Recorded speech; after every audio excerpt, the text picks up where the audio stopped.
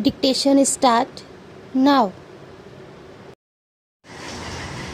Now, sir, honorable members will recall that the bill was introduced in the House of the People on the 2nd September 2003.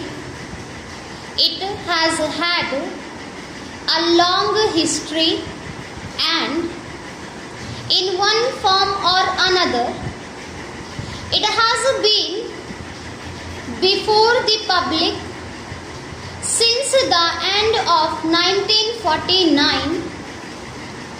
In the statement of objects and reasons, the various stages through which the bill has passed since 1946 have been summarized, and I need not recapitulate on this occasion the circumstances in which the then Government of India took the decision in early 1946 to initiate an inquiry into the reform of our company law.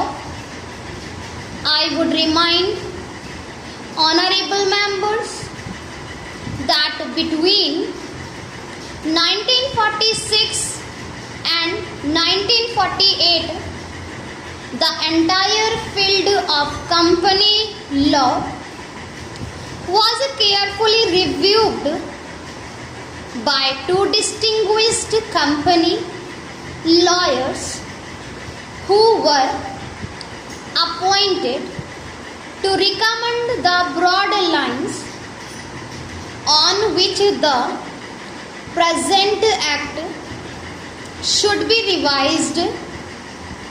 Their recommendations were examined in the then Ministry of Commerce, and certain tentative departmental views which emerged were circulated in a comprehensive memorandum to all recognized trade and industrial associations, bar associations, the high courts and the state governments. That brought us to the end of 1949. Many representations on this memorandum were duly received from chambers of commerce, trade and industrial associations, state government and the general public. At the end of 2000, the Government of India appointed a committee under the chairmanship of Shri Bhabha to go into the entire question of the revision of the Companies Act with particular reference to its bearing on the development of trade and industry in the country. This committee examined a large number of witnesses in many parts of the country and submitted its report. In March 2002, this report was again circulated to all state governments, chambers of commerce, trade associations, high courts and many other bodies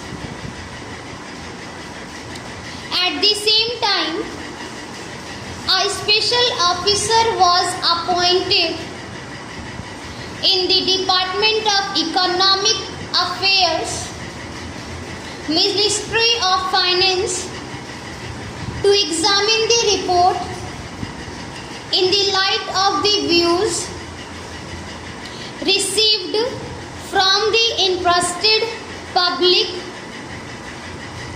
and to submit proposal to government for the revision of the present act. The bill now before the House is based largely on the recommendations of the Company Law Committee, modified in a few particulars.